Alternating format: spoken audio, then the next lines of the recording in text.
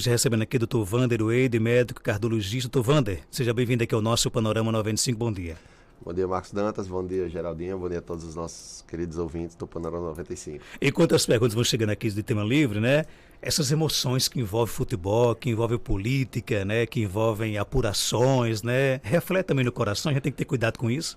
Marcos, eu não tenho nenhum dado a respeito de eleições, mas presumindo que as eleições suscitam o mesmo tipo de emoções que o futebol, né?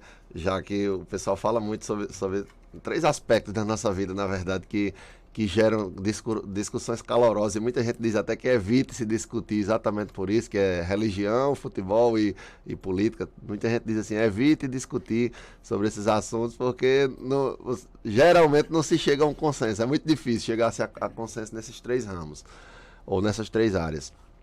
A gente não tem nenhum dado científico a respeito dessas discussões ou de momentos envolvendo a política como dia de votação e dia de apuração. O que a gente tem, a gente já até comentou por aqui em ocasiões anteriores, que é o risco, não é nem um risco maior, né? É uma constatação de um número maior de eventos cardíacos. Dentre esses eventos cardíacos inclui-se diagnósticos de angina mais grave e infarto agudo do miocárdio durante os Jogos da Copa do Mundo da Alemanha, que, se eu não me engano, foi em 2006, né? Geraldinho talvez possa confirmar, eu não sei. Acredito que a Copa do Mundo da Alemanha foi em 2006. Foi feito esse estudo na época dentro dos hospitais da Alemanha e comparou-se a data dos jogos, da Alemanha, né, já que estava sendo feito lá, né, o estudo, com as outras datas dos outros jogos de outros países e com aquela mesma data sendo no ano anterior, onde não havia Copa do Mundo nenhuma, para fazer um comparativo, vamos dizer, razoavelmente justo. E era visível que comparando-se jogos que não tinham importância para aquele que estava assistindo, né? Para a gente, por exemplo, falando em termos de eleições, seria você acompanhar as eleições nos Estados Unidos, na França, na Europa. Para a gente não envolve tanto essas emoções.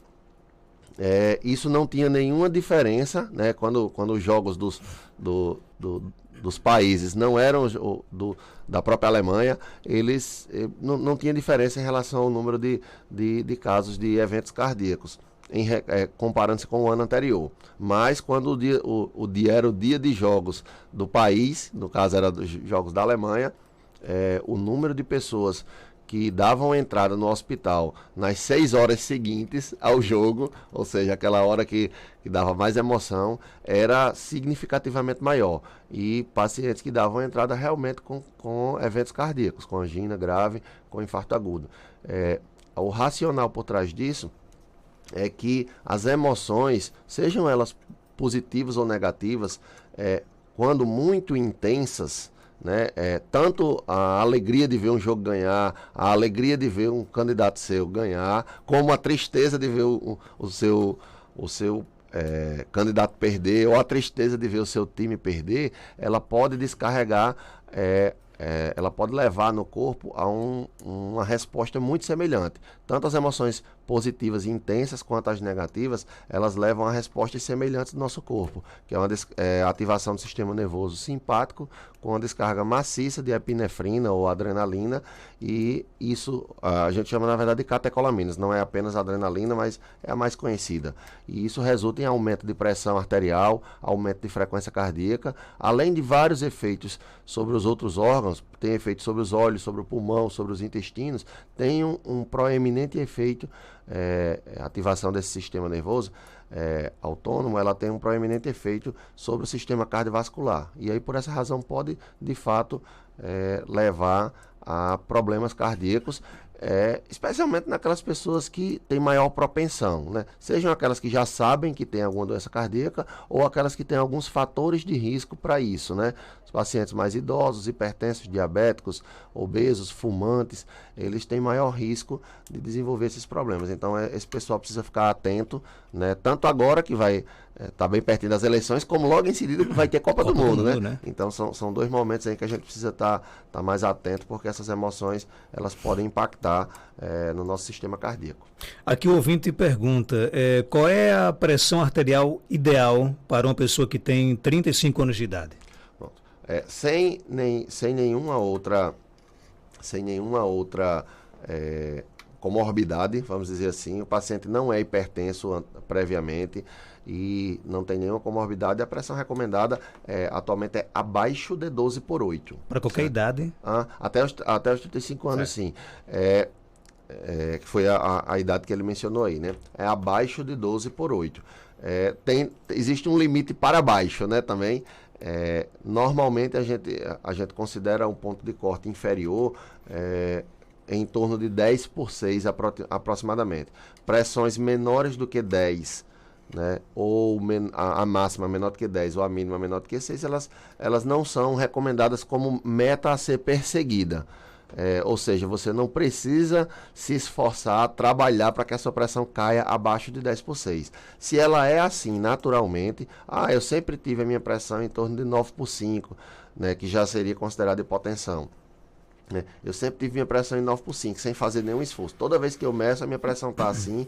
Também não há necessidade de, se você não tem sintomas, né, não está passando mal, não está com sonolência, com indisposição, com fraqueza no corpo, associada a essa queda de pressão, que aí poderia, de fato, indicar algum tipo de doença. Se não é isso, é provável que esse seu valor de pressão seja constitucionalmente, naturalmente mais baixo, e aí não se trabalha para aumentar. Normalmente a gente não tem nenhuma recomendação nesse sentido. Então, abaixo de 10, em torno de 10/6, você não precisa fazer nenhum esforço para baixar essa pressão, certo? Para que ela fique abaixo de 10/6. 10/6 seria o limite mínimo dentro da meta que a gente deveria desejar, e até abaixo de 12/8. 12/8 é considerada a pressão normal, né? A pressão ótima seria menos de 12/8 e 12/8 seria considerada a pressão normal. 13/8, 13/8,5, grosso modo, a gente considera como pré-hipertensão, e 14/9 para cima, paciente hipertenso. Lembrando que com a popularização dos aparelhos, né, de medição em casa, então se uma medida apenas não é suficiente para caracterizar o paciente como hipertenso. Já que eu estou falando em um número aqui, às vezes a pessoa grava esse número, eita, Wander está lá na rádio dizendo que 14/9 é hipertensão. Aí eu meço hoje, deu 14/9, pronto. A partir de agora eu sou hipertenso e eu vou ter que ter tratamento, tomar remédio, fazer acompanhamento cardiológico. Não é bem assim. Isso a gente considera para medidas ocasionais do paciente que não tem um aparelho em casa e vai fazer medidas ocasionais em consultório. Para quem tem em casa, quem tem um aparelho em casa e faz medições, aí existem outras metodologias, sendo uma das mais práticas o somatório de várias medidas, né, pelo menos 20, 28 medidas aí, para que você tire uma média. E aí essa média ela teria que estar abaixo de 13,5 por 8,5. Não é tirar na primeira já terá conclusões. Isso, exatamente. Né? Não dá para concluir logo de primeira, não. Tem pergunta aqui no nosso WhatsApp. O ouvinte manda para cá áudio para o nosso WhatsApp. Vamos trazer aqui, agora sim. Bom dia. Bom dia, Marcos. Bom dia, doutor. Gostaria de fazer uma pergunta. Mesmo tomando o losartana, é normal a pressão amanhecer 14/8? Nessa faixa aí, é normal? Bom dia. Um abraço, Miguel. Uma ótima pergunta. Essa pressão 14/8 é uma pressão que a gente consideraria como limítrofe, ou seja, ela está no limite do que seria aceitável. Se a gente levar em conta que essa pressão ela está nesse valor o dia inteiro, 14/8 não é uma medida de pressão desejável para a maior parte dos pacientes hipertensos em tratamento. Existe um grupo apenas em que você tolera que essa pressão ela fique até 14/9, mesmo com o tratamento, que é a dos pacientes hipertensos que foram diagnosticados primariamente com o que a gente chama de hipertensão estágio 3, que é a hipertensão onde o paciente tem pressões acima de 18/11. Ou seja, o racional por trás disso seria, se a sua pressão, meu amigo, que fez a pergunta, se a sua pressão antes era mais do que 18/11, vamos dizer assim, a sua pressão era 20/12, e aí você está fazendo o tratamento e agora ela está em 14/8, ela está razoavelmente dentro da meta. É aceitável que ela se comporte dessa forma. Mas se não se você é um hipertenso, que a sua pressão era 14, 15, 16 e ela agora está 14/8, aí a gente precisa calcular, ver a média dessas pressões para saber se a maior parte do tempo ela realmente está nesse nível de 14. Na verdade, a mínima em 8 é um valor razoável de pressão, e o problema aí, na verdade, é a máxima que está já numa faixa em que a gente requer um pouco de atenção. Apenas porque você está amanhecendo com a pressão em 14/8 não significa necessariamente que a sua pressão está mal controlada, mas também não quer dizer que ela está bem controlada, né? O que é necessário é que se faça mais medidas, um conjunto de medidas, para que você obtenha uma média das pressões, e essa média ela se torna mais confiável do que uma medida apenas. Então existem dois métodos, um foi o que a gente já falou aqui, que é as medidas caseiras da pressão arterial, a gente também chama de automedição da pressão arterial, que a sigla é AMPA, e a outra possibilidade seria fazer o mapa de 24 horas. Nesse caso, teria um benefício adicional, porque ele mediria a pressão no sono, até para se ver se essa pressão ela está aparecendo desse jeito em 14/8 apenas quando você acorda, porque a gente tem um fenômeno natural, lá pelas 4 horas, 5 horas da manhã, para algumas pessoas um pouco antes, lá pelas 3 horas da manhã, existe um fenômeno natural no nosso corpo, que é a liberação de uma substância chamada cortisol. E essa substância ela eleva a pressão arterial. É como se fosse um preparo da própria natureza para o dia que está por chegar. Então, a pressão que vinha bem baixinha lá no sono, a frequência cardíaca que vinha bem baixinha lá no sono, ela começa a se elevar gradualmente, para que quando você se acorde, ela esteja apropriada para seus exercícios, atividades que você vai fazer.